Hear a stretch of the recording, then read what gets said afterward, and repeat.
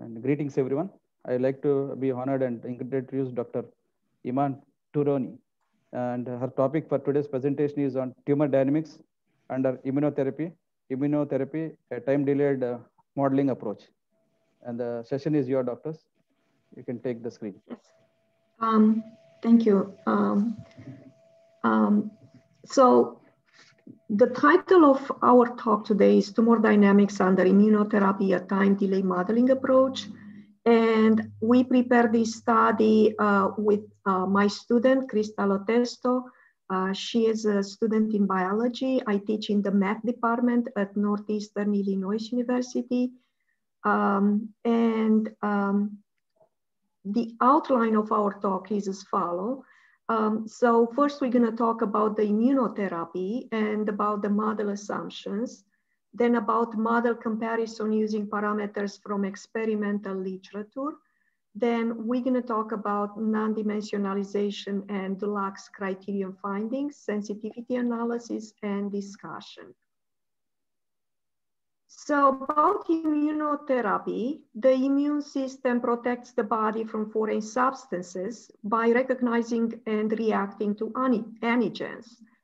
One goal of immunotherapy is to increase body's natural ability to fight cancer. The strength of our immune system plays an important role in tumor dynamic. Models that include tumor growth need also include an immune system component. So this component allows us to model different immunotherapies and show their influence on tumor dynamic.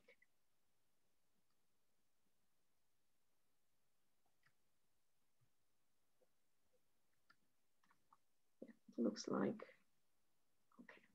So continuing with immunotherapy, effector cells are activated cells that protect the body in an immune response. Now, natural killer cells are effector lymphocytes that defend the body against cancer. To destroy cancer cells, the natural killer cells must have the ability to bind the cancerous cells through proteins.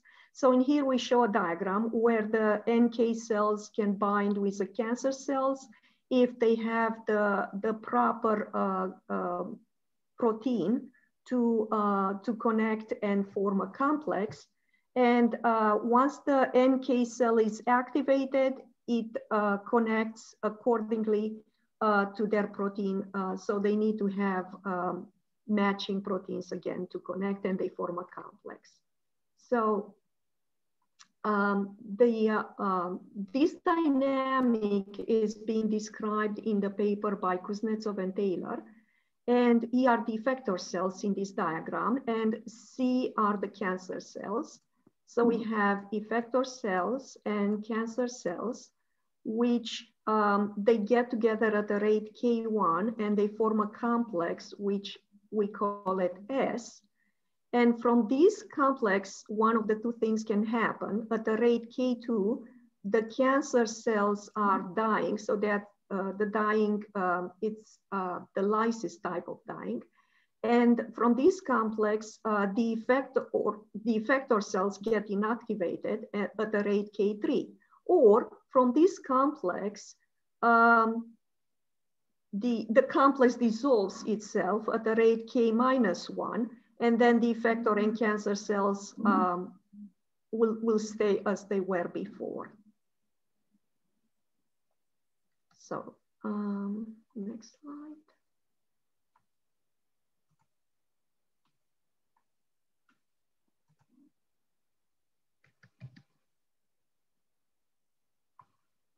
Okay, looks like I'm having a hard time to move to the next slide. I'm gonna stop sharing. Yes, I'm gonna stop sharing and coming back. Yes. Yeah, I will come back with my slides because it looks like, okay, now it's working. Okay, I couldn't move on to the next slide. So the Kuznetsov and Taylor model is as follows. So it has an evolution equation for the cancer cells, an evolution equation for the effector cells, one for the complexing S, and then one for the effector cells which were inactivated, and for the dead cancer cells, or the ones that are dying. Now, from experimental observations, they found that ds to dt, so the derivative of s with respect to time is 0, meaning that s takes this form, is proportional to the KEC, where K takes this format. So for that reason, we're gonna stay with just the first two equations. So the first two which show the dynamic of the cancer cells and of the effector cells. Okay, so we're choosing a type of delay. So one popular type of delay for the logistic growth is Hutchinson delay from 1948. Then Wright analyzed a different type of delay, which was derived from Hutchinson delay, just through a change of variable. Then Braddock and Drish proposed this sort of delay, which is a more generalized delay that includes two delays on the right-hand side of the equation. And then Schuster and Schuster proposed the delay logistic equation to describe the early SI tumor, the EAT type of tumors. So we're staying with the Hutchinson growth. Hutchinson in 1948 assumed that the egg formation happens tau units of time before hatching. Therefore, we use this delay because in our study, we analyzed the impact of the delayed effect of the effector cells using Hutchinson logistic growth delay. So basically from the moment the effector cells come into the system until they have an effect, there is a delay of tau units. Then the presence of tumor cells stimulates the response of the effector cells. So for that reason, we are assuming that the effector cells reach a carrying capacity, which is proportional to the cancer cells at that time t. Okay, so model therefore can be reduced to the two equations. The Kuznetsov et al. Have a functionality in here for to describe the growth of the effector cells, which is a Michaela-Menten dynamic term. So we replace this term by a logistic type of growth, and we have a dynamic carrying capacity in here, which is C of t, cancer cells of time, over mu. And then this is how the term looks like with this is how it looks like with delay. So we have the delay incorporated in here. So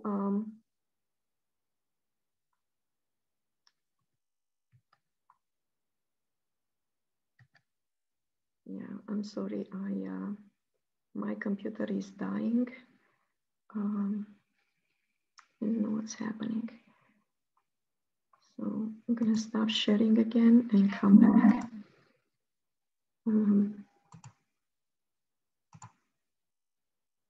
Okay, so parameter values from experimental literature, they're from Kuznetsov et al.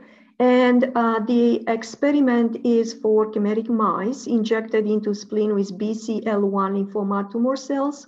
The mean tumor cells from 4 groups of mice was recorded. And we are assuming that the initial tumor size is 0.5 millions of cells, and for the effector, 0.3 millions of cells. Now, we have to choose a coefficient for the dynamic carrying capacity. And it looks like if we choose a carrying capacity that's twice the one of the tumor cells at time t, we are at the bifurcation between this sort of behavior where the cancer keeps growing even if the effector cells are growing, and this behavior where they oscillate. So this is the system that we're working with. And what we had observed is that for the treatment to be effective, so in other words, for the cancer cells to plateau, cancer cells are in orange, the stimulation of the effector cells. So from the blue line, we see that this point in here, and then this starting point in here, they are at the distance of about 2 tau. So this point in here, and then the next simulation, which is which starts in here. It's very difficult to see from this slide. So what we did is we, okay, again, it's not working. Yeah, I am sorry for this difficulty. Doctor, just when you're use your cursor, no, again, go back, remove the cursor, you will go into the next slide. Say that again. Your pointer, when you're using, no, doctor, it is getting stuck. When you again go back to the pointer and stop pointer and then go to the next slide, it will stop. Oh, is it the pointer? It's, it's the annotate from the Zoom, so that's the problem. I'm using the annotate from the Zoom, so probably that's the problem. Okay.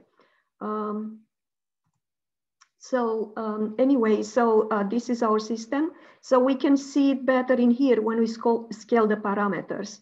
So from this point to this point, we have about 2 tau, and then from this point to this point, where the effector cell stimulation is starting, we have a distance of about 2 tau. So for the logistic dynamic, we are looking at the positivity of our solutions. So this theorem is saying that for as long as the initial cells and the effector cells are positive, then for any time t, the cancer cells and effector cells are positive. So now we perform more analysis using the Gronal inequality. We found that for any time t under certain circumstances, the effector cells are less than or equal E of 0 plus alpha over delta. And if we have this condition, then the cancer cells constantly stay under this initial size. Then from the Dalla criterion, there are no closed orbits lying entirely into a positive domain. And for a very small delay, tumor-free equilibrium can be achieved for certain effector cell population according to a parameter called gamma. So from a sensitivity analysis perspective, we looked at the performance of our parameters to see which one is the most influential for tumor dynamics. So for that, we recorded the tumor volume at time t equal 50, which is a bifurcation point. So what we had found is that, for instance, for parameter beta, which represents the increase of the effector cells in here, this for a parameter increase in beta of 5%, then we have an increase of tumor cells. So for a parameter decrease. However, for a parameter increase, we have a decreasing value for the tumor cells. And well, similar for parameter delta, which is the death of the effector cells. For a parameter decrease, for the delta decrease, we have a decreasing size of the tumor cells. And for an increase of this delta, we have an increased value of the tumor size. Then we perform a Monte Carlo simulation for the situation when tau equal 3. And the sensitivity analysis performed to establish the most influential parameter for tumor cell concentration. It was done with the Monte Carlo simulation, and the samples were of size 10 to the power of 3. Each parameter was performed again by 5%, and tumor cell concentration was computed again at time equal 50. And we obtain about the same results. Delta looks like it's a very influential parameter that drives the system. So the death rate of the effector cells is very important. And to that extent, I created a plot in here, which again shows the delta and beta are very influential based on the coefficient of variation and the mean of the lowest 100 values of the tumor cells. Now, as a conclusion, we did analyze the dynamic of cancer during immunotherapy. We propose a model using a logistic type rate limiting term with Hutchinson delay for the effector cells that has a dynamic carrying capacity. Using parameter values from experimental literature, our model suggests that for the treatment to be effective, effector cell stimulation needs to occur at the order of 2 tau. Our double sensitivity analysis suggests that the parameters delta and beta are the most influential parameters. And linear analysis suggests that tumor-free equilibrium can be achieved according to influential parameters, and under certain conditions, tumor size can be decreased. Okay, so these are the main references from our study. Thank you very much.